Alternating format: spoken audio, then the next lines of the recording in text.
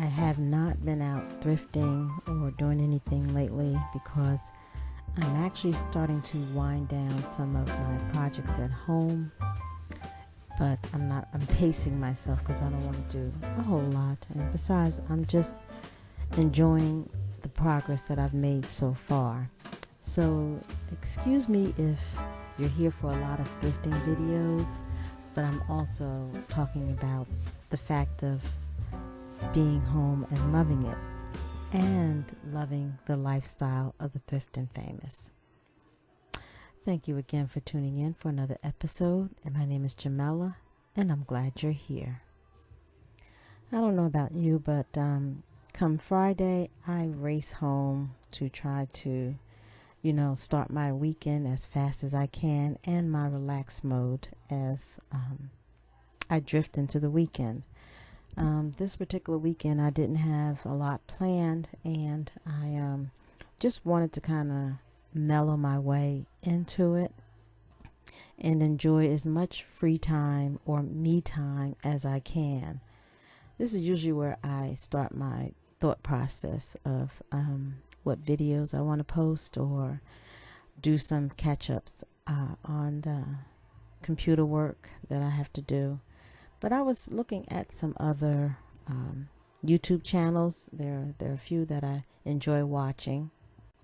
And actually, I'll be sharing some of those links with you all. I'm thinking about doing that because I believe in just sharing. You never know who you might like as well. That maybe since you are here and enjoying mine, perhaps you might enjoy theirs as well. But there was one particular thought that came through my head this week, and I had thought I might share a thought with you. I was watching a channel where this particular woman talks about her daily life, but she's in and out of homelessness, and some issues happened in her life, and thinking, well, I feel bad for her, and because there's nothing worse than the feeling of being homeless with no direction, no sense of purpose or where you're going to go. And in that thought, I'm thinking, well, I wonder what part of the world she's in or country she's in. But it turns out like on the in California area, and I see a lot of issues with people living in their cars and staying in hotels and just wandering about looking for affordable living. And I dropped a comment to her telling her, well, I have rental properties in South Carolina that's affordable, and if she's willing to, make her way this way, hey,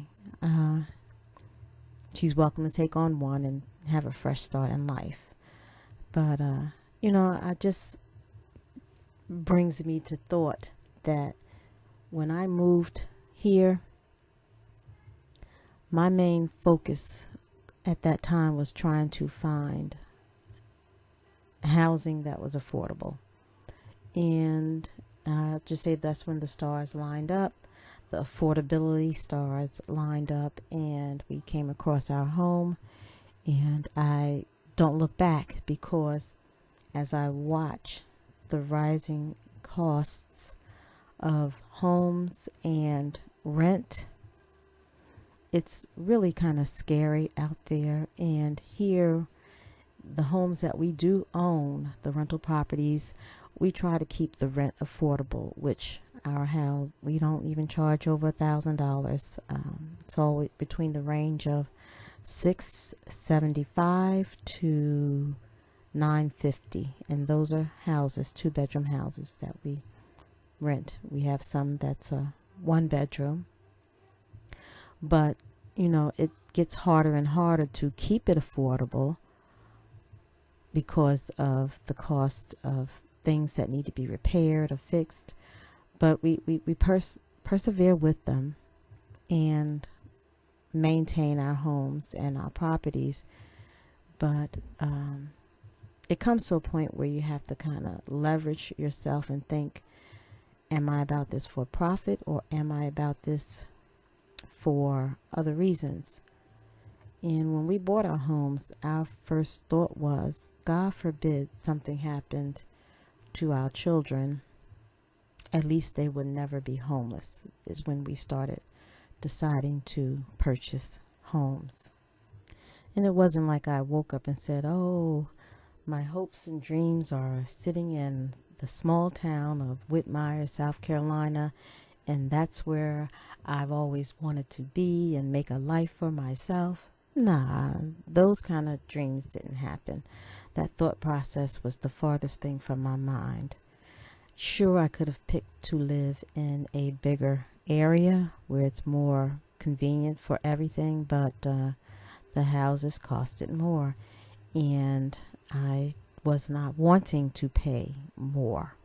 I wanted to pay as least as possible with having a very nice home. And if I have to travel, I'll travel, because I don't want to be stuck where I can't afford something. So leaving my world behind in New Jersey was a difficult decision, but it was a decision, no doubt, that I'm glad I made, and I don't regret it at all. Because again, well, you all may know that I've had several family members move here after me that kind of, quote, saw what I saw. Now, I am not a gatekeeper of this small town. As a matter of fact, I wish more people would come and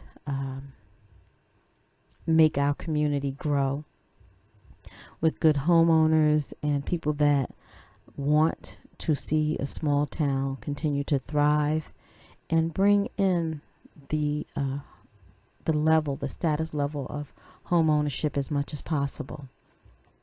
Because you can still buy a home for around $100,000, sometimes less than $100,000, or a little over $100,000 in this area. Some people think it's not possible, but it is possible. And if you do want to know, you can drop me a comment and I will share it with you. But anyway, so as I spend my moments at home in my solitude, I just think about how blessed I feel being able to live here and not worry about my roof over my head. And with that, my mother came shortly after I moved here, and I'm so thankful that I did come, because she came afterwards and then bought a house and lived quite comfortably on her retirement until she passed. And when we first moved here, things were kind of tight, but like I said, my focus was not spending a whole lot of money knocking down walls and building this and building that.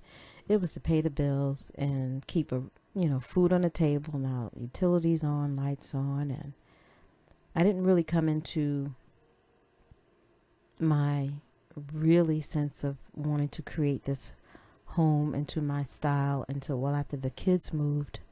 Well, my kids grew up and moved out, that I started focusing really on making my home reflect my style and my sanctuary that I want it to be as I move into my retirement years, because I don't want to work until I die.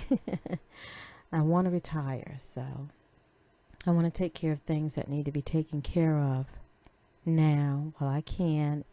And then, enjoy my life, enjoy my grands, and find those happy moments that I do find.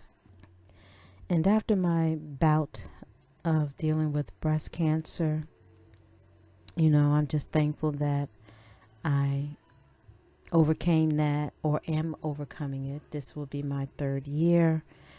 And still, I just had my mammogram and no signs of new cancer cells. And I am still in the right direction of healing. It just changes my thought process on how I value the smaller things in life. And it tends to, well, it basically humbled me down. You know, there's always a point in life. I always believe that something will happen that will humble you. If you're not humble you more. And yes, I took a lot of things for granted, like good health. I mean, I didn't experience no health issues, and I wasn't on any meds up until I turned 55. Is when I started having issues with diabetes and cholesterol. So, you know, for 55 years, I had been taking my health for granted, and now I've learned to stop doing that. And again, focus on me and creating my sanctuary and my peaceful surroundings. Because without health, there is no wealth. And that sentence is so very true. And between cooking more and now I'm juicing, I just got into juicing, and I'm glad I partnered with Amzi Chef for that juicer, because I never really thought about juicing like that. But I make my juice tonics all the time, and I make enough to last a few days. And I feel like I'm again doing something good for my body and my being. You know, sometimes we can get stuck in a box and afraid to make certain moves because of the uncertainties that may lie ahead. But there was a book that my aunt had given me called Who Moved My Cheese? And it was a book about being afraid to step out of that box. And this little mouse would find itself in a maze and just would be happy in that little maze, but knew that there were other things outside of that maze. But he was so afraid to go out of that one particular area of that maze, because that was his comfort zone. However, his cheese got moved, and he had to find out where his cheese was, what happened, and how to get it back. Well, needless to say, he went all around that maze and he had to find it. And then outside of that maze is where he found his cheese. And then, you know, go on to live happily ever after and created a new life outside of that maze. Now, even though it was a short story, but simple, and it proved a point, that was kind of the thing that helped me get out of my box in New Jersey, because, again, my world was there. And moving to South Carolina, I had nothing. I had just my husband's grandmother. That's all I knew. And there were some cousins here that were his, but I had no one to shift through these small town living waters, but I did. And after meeting a few friendly folk here, I just became a staple around town and found, again, another comfort zone. So, and after that came my blog, which really opened up the world to me and created that cyber community that helped me, again, stay not in seclusion in this small town box, because I knew that there was more out there and more exciting things for me to dive into and share my world with and be part of that, which again is my blog and now my YouTube channel. So And that's granted me, things and opportunities that I had never ever dreamed would happen, like being in a magazine. I used to subscribe to all these flea markets, Southern Living, Romantic Homes, Elle Decor, home style magazines, and never thought that I would be in one. But out of that box, it helped me reinvent myself, and those opportunities happened. And it didn't happen overnight. It just took time. And, and managing my time effectively took years for me to understand how to do that. And one thing that I'm learning now is time management. And to be effective with that, you actually have to kind of create a routine and set, designated times for work, for leisure, and for your activities.